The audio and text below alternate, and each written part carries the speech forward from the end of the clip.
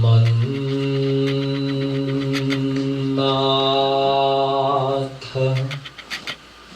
Shri Jagannatho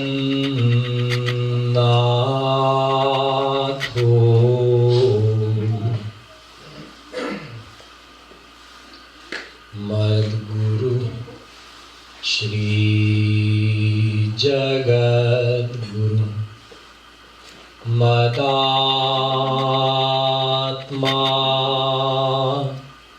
Sarvabhutatma Tasmai Shri Gurave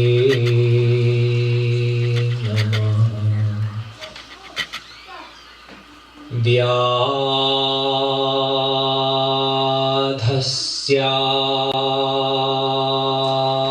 charanam dhruvasya chavayo vidya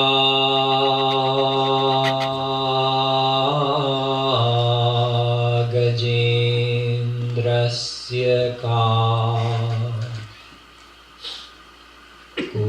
Jaya Kimunamarupa Madhikam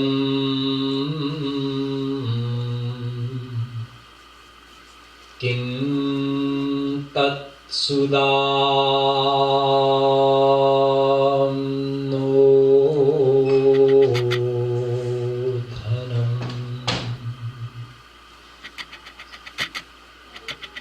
Yo Brahmanam Vidadhati Purvam Yo Vaivedanscha Prahinoti Tasmai Tavamha Devamatma Buddhit Prakasham Mumukchurvai Sharanamaham Prapadye.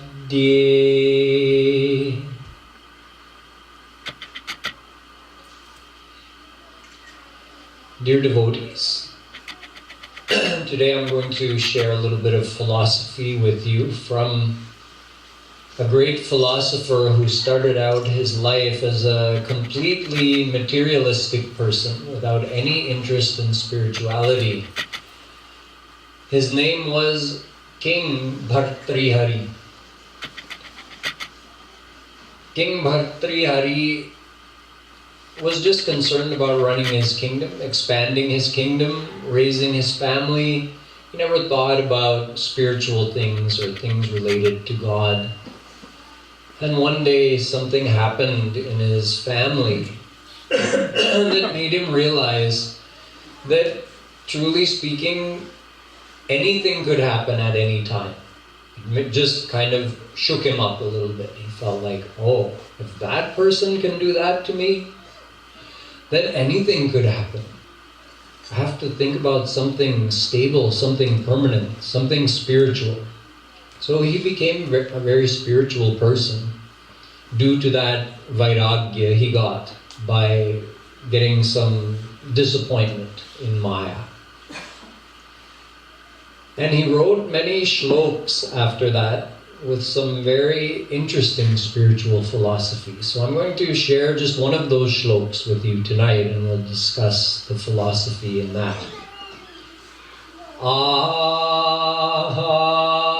nidra bhayamaithunancha samanyamaitat pashubhirnaranam Jnanam hitesha madhiko vishesho jnanena hina pashubhi samana. He's comparing humans to animals. And he says humans and animals are alike in 4 ways. And there's one thing that may set human beings apart. It may, in certain cases. And in certain cases, if it doesn't set human beings apart, then Pashubhi Samana. They're the same as animals. So he starts by telling 4 ways that animals and us are alike.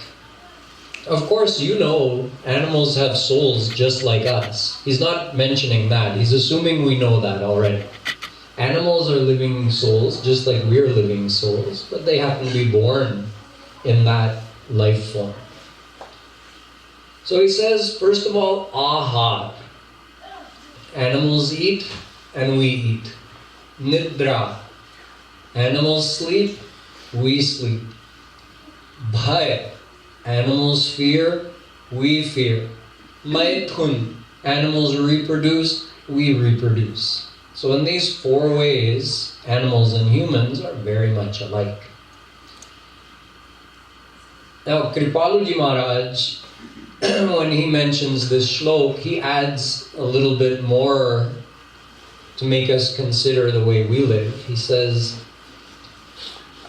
that according to him, in most cases, animals are better than humans in these 4 respects.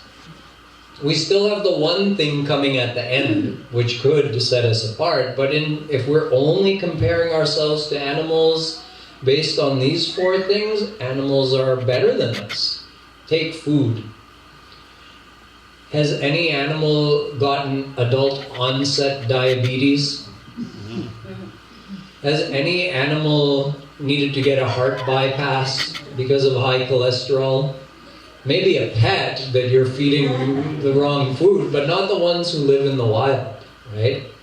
Because they eat the food as nature has provided it for them. It's all exactly the way it's meant for their body. So they don't get those types of illnesses that we get because we use our intellect and we find new and exciting ways to spoil the food that nature is providing for us before putting it in our body. By adding too much of this or too much of that, or overcooking it, or cooking it in an unhealthy way, deep frying it, whatever it may be. And not only that, animals eat the right amount at the right time. You can say animals eat to live, but in many cases human beings live to eat. Instead of seeing food as a way of sustaining our body, we approach it as like a pursuit of happiness. I want happiness and I'm going to get it from this tasty food. Never mind the consequences to my body down the road. I want this food because it tastes good. So animals don't do that. Animals eat the food that's provided for them by nature. So they're better than us in terms of food in most cases. It's a similar story if we look at sleep. Animals have a regulated schedule. They sleep at the same time every day, get up at the same time every day, take naps at the same time every day.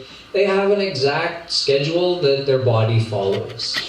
And in most cases, human beings are very irregular. One day we sleep at 10 o'clock, one day we sleep at 1 o'clock, one day we get up at 5, one day we get up at noon.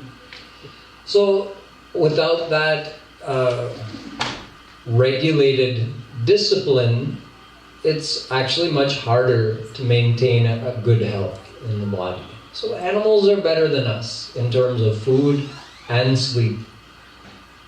They're also better than us in most cases. If you look at reproduction, animals do it as a way of propagating their species, not as a form of recreation. Large animals like lions, for instance, deer, they reproduce once a year, that's it. Human beings in most cases don't have that type of control on their senses the way these animals do. So animals are superior to us even in this regard. If you look at fear, animals don't have irrational fears. You'll never see an animal say, oh no, it's dark over there. I can't go there. I'm afraid of the dark.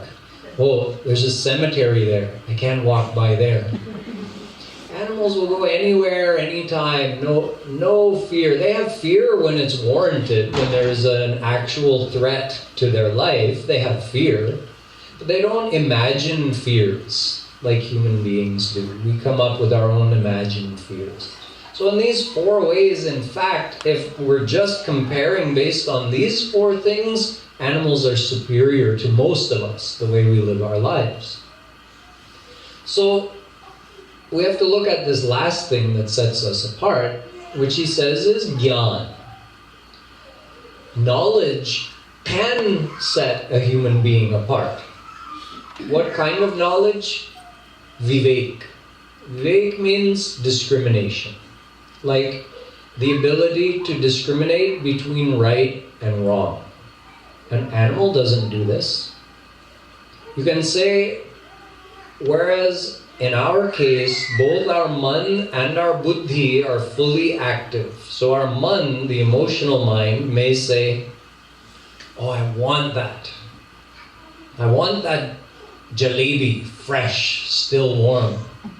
And your buddhi can say, no, you're diabetic. You can't have it. So our buddhi has the potential, our intellect has the potential to be able to control our impulses and discriminate, is this right or is this wrong? What should I do? Whereas animals just act on instinct. Whatever their impulses are, according to their instincts, accordingly they behave. So they're not held accountable for their actions. They're not judged as being right or wrong, whereas we are. So we're meant to have this gyan. We're meant to have spiritual knowledge that allows us to decide what is right, what is wrong. Even beyond that, our intellect can discriminate between what is nitya and anitya. What is eternal and what is temporary. Our intellect, given the correct knowledge from a true saint, has the ability to recognize that all the things in this world are temporary. And God is eternal. God can give me eternal happiness, and this world can give me temporary, fleeting pleasures. Our intellect can realize this and make that discrimination. The person who does that starts thinking about God, and their mind goes towards God.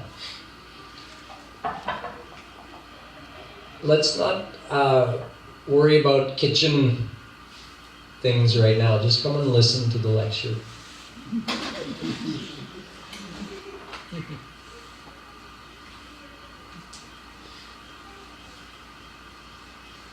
So we have that ability, but jnanena hina pashubhi samana.